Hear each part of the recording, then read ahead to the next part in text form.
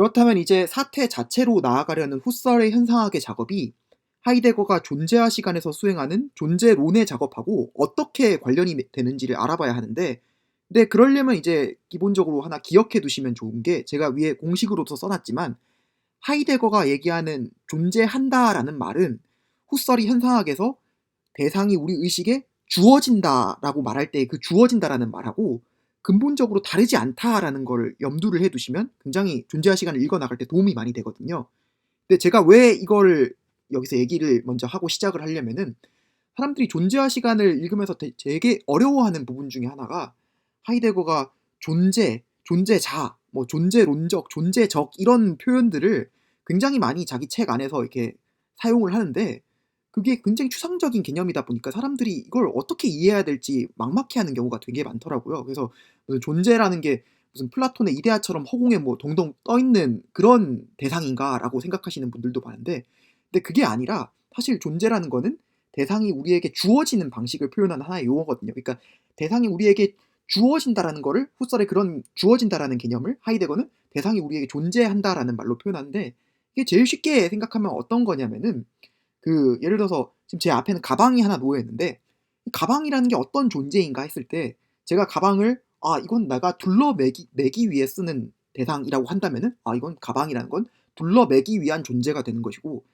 또 다른 측면에서 가방은 내가 물건을 넣기 위한 대상이라고 한다면은, 그렇게 그런 대상으로서 나에게 주어진다라고 한다면 가방은 물건을 넣기 위한 존재가 되는 것이거든요. 그러니까 존재라는 게 뭐 다른 뭐 추상적이고 어렵고 복잡하고 뭐 막 심오한 개념이라기보다는 대상이 우리에게 주어지는 여러 가지 방식들이 있는데, 그 주어지는 여러 가지 방식들이 바로 그 대상이 그렇게 존재하는 방식이라는 게 하이데거가 이제 존재화 시간에서 강조하고 있는 주제 중에 하나거든요. 근데 요거를 이제 잘 지적하고 있는 그 하이데거의 저술 중에 하나가, 존재화 시간은 아니고 그 후기에 나온 하이데거가 말년에 출판한 저서 중에 사유의 사태로라는 책이 있는데, 그 사유의 사태로의 제일 첫 번째로 수록된 논문이 시간과 존재라는 유명한 논문이 있어요. 근데 이게 왜 하이데거 철학에서 중요하고 유명한 논문이냐 하면은, 하이데거가 본래 존재와 시간을 두 부로 계획을 했거든요. 근데 이게 실제로 출판된 거는 1부 2편까지밖에 출판이 안 됐어요. 근데 여러 가지 사정이 있어서 그런 건데,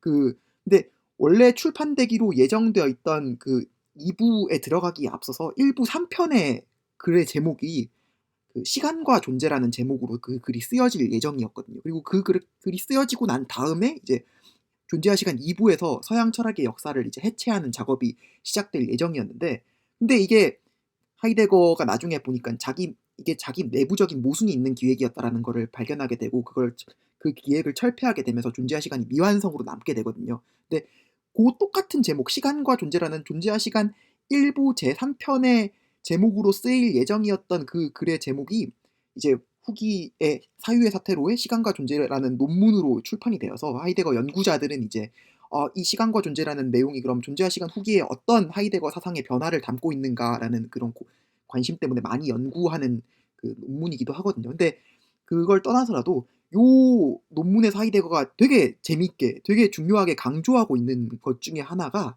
그 존재한다라는 말하고 주어진다라는 말하고가 사실 근본적으로 다르지 않다라는 그 주제인데, 근데 그게 어떤 방식으로 하이데거가 지적하고 있냐면, 되게 재밌는 부분인데, 독일어 관용어 중에 그 에스기프트라는 표현이 있거든요. 에스기프트라는 표현이 있는데, 그게 어떤 의미냐 하면은 이제 무엇이 존재한다라는 의미예요. 그러니까 에스기프트 에트바스라고 하면은 무엇이 존재한다라는 이 말인데, 근데 요게 특이한 게 뭐냐면, 에스기프트라는 표현을 직역을 하면 어떻게 되냐면은, 우리가 독일어는 아는 사람들이 좀 적지만 그래도 영어는 많이들 알고 있잖아요. 이걸 에스기프트라는 표현에 그대로 대응하는 영어식 표현을 가져오자면은, S가 it이거든요. it. 그것이라는 의미예요. 그리고 gift라는 말이 원래는 geben 동사의 3인칭 단수형인데, 그러니까 geben이 주다라는 거거든요. 그래서 give라는 단어에 대응하거든요. 그래서 as gift는 it gives.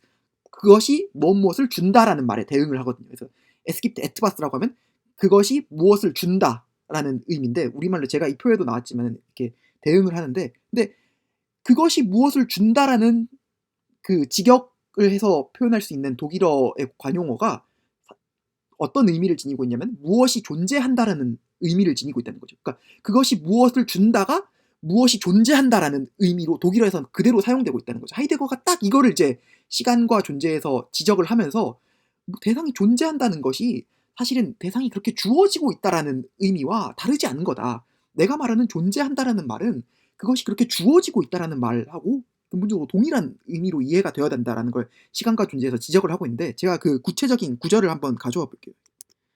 네, 이게 하이데거의 얘기인데 그러니까 하이데거가 이렇게 얘기하죠. 우리는 존재자에 관해 그것이 있다, as ist라고 말합니다. 그러나 존재라는 사태에 관해서는 그리고 시간이라는 사태에 관해서는 우리는 조심스러워야 합니다. 우리는 존재가 있다, sein ist, 시간이 있다, Zeit ist라고 말하지 않고 그것이 존재를 준다. 그래서 존재가 주어져 있다, es gibt sein, 그리고 그것이 시간을 준다. 그래서 시간이 주어져 있다, es gibt Zeit라고 말합니다. 우선 우리는 이러한 표현 방식을 통해 단지 우리들의 언어 사용을 변경했을 뿐입니다. 그것이 있다, es ist 대신에 우리는 그것이 준다, 그래서 그것이 주어져 있다, es gibt라고 말합니다. 라고 하는데, 그러니까 이게 그런 거죠. 이제 존재한다라는 말이 주어져 있다라는 말하고 별반 다른 게 아니다. 이게 존재한다라는 걸 표현하기 위해서 우리는 주어져 있다라는 표현을 사용한다라는 말인데 좀 더 구체적인 예시가 이제 뒤에 나오거든요. 구체적인 뒤에 나오는데 존재는 그것, s가 주고 있는 그런 줌에 의해 주어지는 것으로서의 줌에 속해 있습니다. 존재는 주어지는 것으로서 줌으로부터 밀쳐내어지지 않습니다. 존재, 즉 현존은 변화됩니다. 존재는 현존하게 함으로써 타른페에 속하고 타른페에 의해서 주어지는 것으로서 줌 안에 포함된 채 머물러 있습니다. 존재는 존재자가 있듯 그렇게 있지 않습니다. 현존의 타른페로서의 그것이, 즉 현존을 타른페하는 그것이 존재를 줍니다. 이제 여기서 이제 중요한 표현들이 나오긴 하는데 뭐 탈은폐 이런 표현들이 나오고 그것이 존재를 준다한테 그것이 뭐냐라는 게 이제 시간과 존재 안에서 중요하게 다뤄지는 주제고 그게 나중에 보면은 에어 아이그니스라고 해서 생기라는 걸로 밝혀지기도 하는데 근데 그런 내용들을 떠나서라도 이제 중요한 게 이거죠. 이제 그 존재는 주어지는 것으로서 줌으로부터 밀쳐내어지지 않습니다. 존재는 그것이 주고 있는 그런 줌에 의해 주어지는 것으로서의 줌에 속해 있습니다. 요런 표현들이 중요한데 그러니까 하이데거가 강조하는 게 그거죠. 독일어에서 이렇게 정리를 하자면 그런 거죠.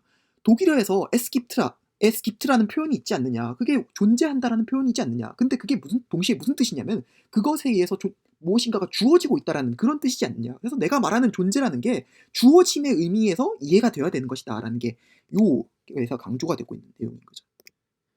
이제 그렇다면 이제 여기서 이제 현상학하고 후설의 사태 자체로 대상의 우리 의식에 어떻게 주어지는지를 탐구하려고 하는 후설 현상학의 작업하고 존재가 어떻게 존재자의 존재에 대해서 탐구하려고 하는 하이데거의 존재론의 작업하고가 굉장히 이제 긴밀한 연관을 맺고 있다는 게 밝혀지게 되는 건데 대상이 우리 의식에 주어지는 여러 가지 방식들이 있고 그 방식들이 자연과학에 의해서 자연과학적 주어짐만이 유일한 주어짐의 방식이고 나머지 윤리적, 도덕, 윤리적, 예술적, 종교적 이런 주어짐의 방식들은 다 허구적인 방식이고 무의미한 방식이다라고 주장했던 근대의 실증주의를 비판하고자 했던 현상학의 작업이라는 것이 사실 이제 동시에 하이데거의 존재론에서 대상들이 우리에게 하이데거는 물론 대상보다는 존재자라는 말을 많이 쓰죠. 그러니까 존재자가 우리에게 여러 가지 방식으로 존재할 수 있다. 근데 그 여러 가지 방식들이 우리에게 지금까지 많이 망각되어 왔기 때문에 그 망각을 다시 벗겨내서 존재자가 우리에게 어떻게 다양한 방식으로 주어질 수 있는지 그래서 존재라는 게 얼마나 풍요로울 수 있는지를 해명하고자 하는 하이데거의 존재론의 작업하고 사실은 일치하는 작업이라는 게 여기서 드러나게 되는 거죠. 그래서 제가 이제 이 표에서 후설 현상학하고 하이데거의 존재론을 한번 대응을 시켜봤는데 물론 후설의 현상학하고 하이데거의 존재론 사이에는 여러 가지 넘어설 수 없는 아주 그 근본적인 간격들이 많이 있고 또 거기에 대해서는 수많은 논문들이 쓰여져 왔지만 이제 그런 더 자세한 내용들을 떠나서라도 여기서 하이데거의 존재론이 후설 현상학에서 어떻게 비치고 있는지를 그냥 간단하게 살펴보면 이렇게 대응을 시킬 수 있다는 걸 제가 강조를 드리고 싶은데 일단 먼저 이걸 설명을 하자면은 후설 현상학의 출발점은 그거잖아요. 우리가 자연적 태도 속에서 대상이 우리 의식에게 주어지는 지향적 관계가 있고 이 지향적 관계 속에서 대상이 주어질 수 있는 여러 가지 방식들이 있는데 이것들이 망각되어 왔다. 이걸 출발점으로 삼아가지고 이제 그 망각된 것을 벗겨내자는 게 후설 현상학의 주장이잖아요. 그 마찬가지로 하이데거도 어떤 주장을 하면 우리의 평균적 일상성 속에서 존재라는 것이 망각되어 왔다. 서양 철학의 역사 속에서도 존재라는 것이 망각되었다. 요 망각된 존재를 우리 평균적 일상성 속에서 망각된 존재를 어떻게 하면 다시 탈은폐시켜 가지고 회복할 것인지 그래서 대상이 우리에게 주어지는 풍요롭고 다양하고 경이로운 그 여러 가지 방식들을 어떻게 새롭게 회복할 것인지가 하이데거의 존재론의 주요 작업이라는 거죠.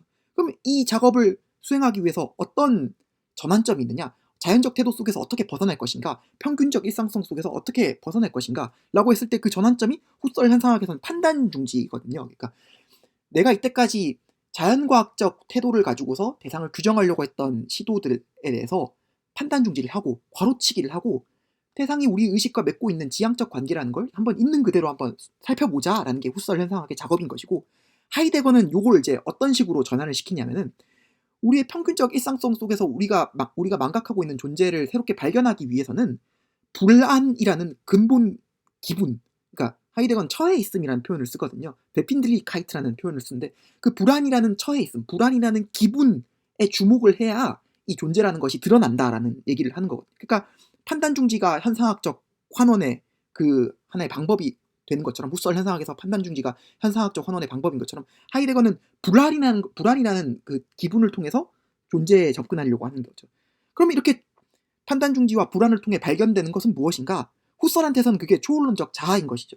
그러니까 대상과 내가 지향적 관계를 맺고 있고 초월론적 자아로서의 그 나 자신은 매 순간마다 끊임없이 이 대상에 의미를 부여하면서 세계를 구성하고 있는 존재였구나라는 것이 이제 후설 현상학에서 발견되는 어떤 현상학적 진리인 것처럼 하이데거는 어떤 걸 발견하냐면은 아 존재라는 것이 우리 현 존재와의 관계 속에서 주어지는 것이구나. 그래서 현 존재를 통해서 존재의 의미가 드러나게 되는 것이고 현 존재가 매 순간 이 존재하고 있는 모든 존재자들에게 의미 부여를 하면서 자신의 세계를 구성하고 있었구나라는 게 하이데거한테서 발견되는 거거든요. 그래서 하이데거는 요걸 이제 존재와 시간 그 서론 부분에서 현 존재의 존재적, 존재론적 우위라는 표현을 써서 표현을 하는데 그게 이제 후설이 초월론적 자아를 발견했던 작업처럼 하이데거는 현 존재를 발견하는 이 그 작업이 되는 거죠. 그럼 이렇게 하는 현상학적 작업의 명칭을 뭐라고 부르냐? 후설은 초월론적 자아를 발견함으로써 우리 의식 혹은 우리 인식의 근본 구조를 드러내는 작업이라는 점에서 초월론적 현상학이라고 명명을 했다면 하이데거는 현 존재의 구조를 드러내는 작업이라는 점에서 현존재 분석론이라는 표현을 쓴 거죠. 그래서 후설의 초월론적 현상학의 작업이 하이데거의 현존재 분석론의 작업에 그대로 대응한다라는 거고요. 그리고 이렇게 함으로써 후설은 뭘 지향을 했냐면은 엄밀한 학문으로서의 철학. 그러니까 여기서 엄밀함이라는 게 표현이 뭐냐면은 그러니까 각 대상 영역, 각각의 사태 영역을 그 사태의 영역의 내적 원리에 따라서 정당화하고 정초할 수 있는 그러니까 보편적인 더 근본적인 학문으로서의 철학으로서의 현상학을 제시하는 게 이제 후설의 목표였다면 그렇게 해서 그 현상학을 통해서 각각의 학문들을 정초하고 유럽 학문의 위기를 극복해 나가는 게 이제 후설 현상학의 작업이었던 것처럼 하이데거도 마찬가지로 기초 존재론이라는 걸 성립시키려고 하는 게 목표라는 거죠. 기초 존재론이 뭐냐? 각각의 그 학문들은 그 학문들의 영역에 맞는 영역 존재론이라는 걸 가지고 있고 그 영역 존재론을 통해서 그 학문들을 성립시키는 기본적인 개념들이 해명이 되는데 그 영역 존재론이라는 것은 어떻게 보장이 되느냐?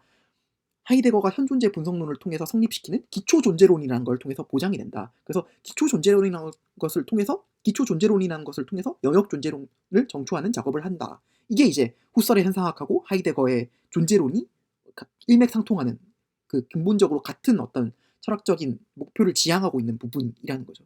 그리고 요거를 잘 지적하고 있는 그 연구자가 미국의 이제 하이데거 연구자 중에 마이클 갤빈이라는 사람이 있거든요.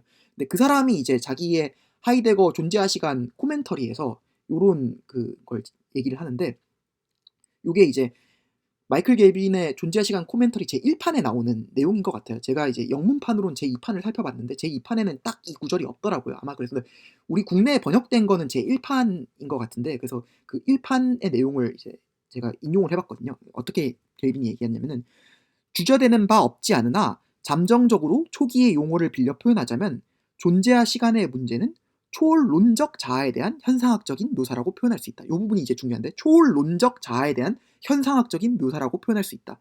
근데 우리나라 국내 번역판에는 요거 이제 선험적 자아에 대한 현상학적인 묘사라고 번역이 되어 있는데, 근데 이제 그 번역 아래에 각 주에 이제 보면 그 선험적이라고 번역한 내용이 트랜센덴탈이라는 그 표현의 번역이다라고 나와 있거든요. 근데 저는 이제 이 표현을 선험적보다는 초월론적으로 번역하는 걸 더 선호하는데, 이제 이게 그 한국 현상학회에서도 많이들 이렇게 번역하시는 것 같고, 제 개인적으로도 저는 요렇게 번역하는 게 좀 더 하이데거의 원래 의미를 더 잘 살릴 수 있다라고 생각을 해서 요렇게 번역을 하거든요. 근데 선험적이든 초월론적이든, 근데 초월적 론적 자아에 대한 현상학적인 묘사라고 할 수 있다. 이 기본적으로 더 중요한 거는 요게 후설의 문제의식하고 벗어나지 않는다는 게 훨씬 더 중요한 부분이겠죠.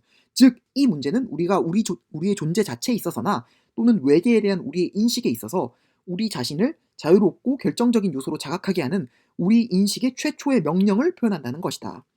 네, 요 다음에 이제 그 다음 페이지에서 켈빈이 좀 더 재밌는 직접적인 얘기를 또 하는데, 끝으로 존재와 시간의 주요 목적은 초월론적 자아를 분석하는 데 있다. 존재와 시간의 목적은 초월론적 자아를 분석하는 데 있다.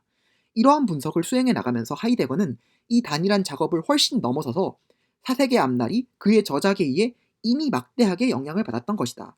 예를 들어 실존주의적 정신병리학이나 종교나 신학에 대한 근대 이론 등의 영역에서 하이데거의 통찰은 이미 매우 의미 있는 것이 되었을 것이다.